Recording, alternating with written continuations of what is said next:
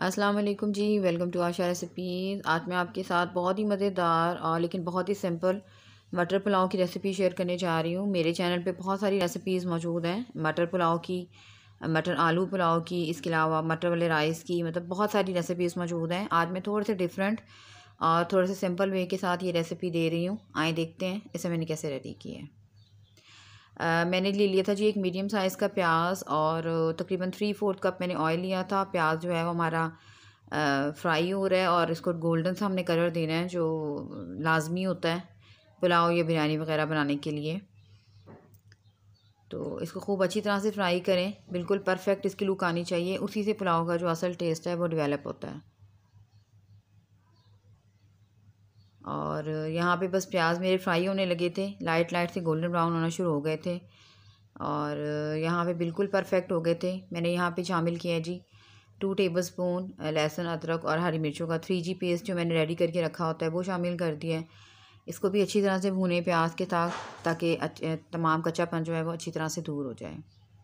भुनाई बहुत ज़्यादा इम्पॉर्टेंट है किसी भी रेसिपी में। इसी से जो है आपकी रेसिपी जो है बहुत ज़्यादा इन्हेंस होकर इसका जायका जो है वो सामने आता है। तो अगर आप कच्ची कच्ची चीज़ें डालते जाएंगे और बनाते जाएंगे तो फिर कोई फ़ायदा नहीं होगा कि आपकी रेसिपी का। अच्छा जी, होल स्पाइसेस हम थोड़े से ऐड करेंगे। तो यहाँ पे मैंने लिए 2 बड़ी इलायचियाँ, 2-3 मैंने लौंग शामिल किए थे इसमें, और 2 मैंने बादियान के फूल लिए थे, और इसके अलावा मैंने बाद में ज़ीरा ऐड किया था। आज मैं कोई तेज़पात वगैरह यूज़ नहीं कर रही हूँ, तो बस यही होल स्पाइसेस जो है मैंने लिए हैं, जिसमें 10-12 मैंने काली मिर्चें भी ऐड की थी। यहाँ पे जी तमाम चीज़ें अच्छी तरह से भुन गई थी और आप देख सकते हैं मैंने लाइट सा पानी डाल दिया था, तकरीबन 2 to 3 टेबलस्पून पानी डाला था, क्योंकि मसाला बहुत ड्राई हो गया था। और अब मैं इसमें शामिल कर रही हूँ 1 टेबलस्पून ज़ीरा, सफ़ेद ज़ीरा। अगर आपके पास काला ज़ीरा है तो आप वो भी ऐड कर सकते हैं, उससे भी जायका बहुत अच्छा हो जाता है। यहाँ पे साबुत 4 मैंने हरी मिर्चें शामिल की हैं और 1 कप तकरीबन मैंने शामिल किया जी फ्रोज़न मटर थे मेरे पास। फ्रोज़न मटर जो है वो ज़रा ज़्यादा जल्दी टेंडर हो जाते हैं, तो मेरे पास फ्रोज़न मटर थे तो मैं वही डाल रही हूँ।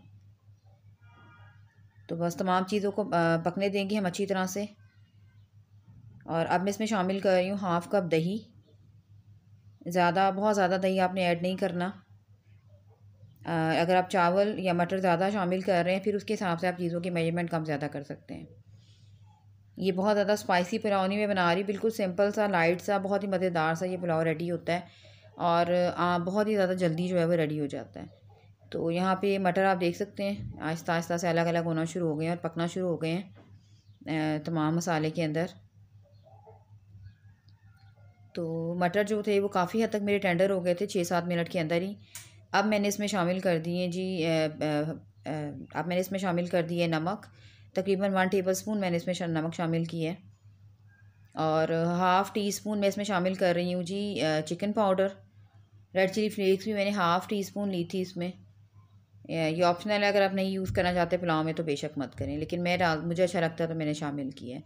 1/2 टीस्पून ही रेड चिली पाउडर मैंने इसमें शामिल किया था। और बस तमाम चीज़ों को अच्छी तरह से पकने दें। और तकरीबन 1 टीस्पून है और 1/2 टेबल स्पून है, तो उसके हिसाब से मैं इसमें डाल रही हूँ जो गरम मसाला पाउडर। बस कोई ख़ास और ज़्यादा मैंने चीज़ें ऐड नहीं की थी। और ये मटर हमारे पहले ही काफ़ी हद तक टेंडर हो गए थे। बस फिर मैंने उसके बाद जो है इसमें शामिल कर दिया था जी चावल। 5 मिनट के लिए बस मैंने इसको और पकने दिया था और फिर मैंने इसमें चावल ऐड कर दिए थे। और 1/2 kg मैंने बनास्पति राइस लिए थे और उनको मैं धो के और सो करके रख चुकी थी। यहाँ पे मैं नमक वगैरह आप चेक कर रही थी और मटर देख रही थी, तो मटर जो है वो मेरे बिल्कुल टेंडर हो गए हुए थे। बाकी जो थोड़ी बहुत कसर होती है वो चावलों में पक जाती है। तो बस मैंने चावल शामिल कर दिए और इसको लिड देकर जो है पकने के लिए रख दिया था। और यहाँ पे फिर से मैंने नमक चेक किया था, नमक थोड़ा सा मुझे कम लग रहा था तो मैंने फिर नमक ऐड किया था इसमें।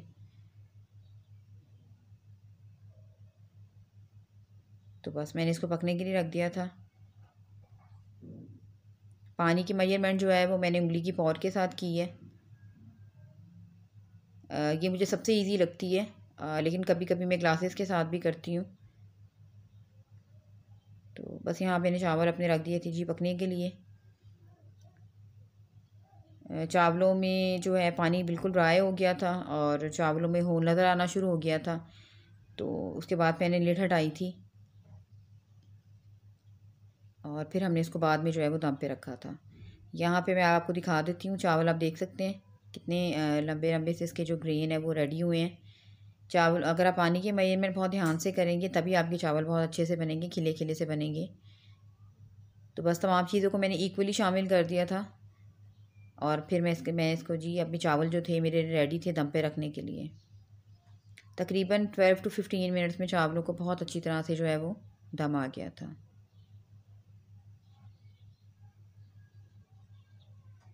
ये बहुत ही सिंपल सा और बहुत ही जल्दी से बन जाने वाला पुलाव है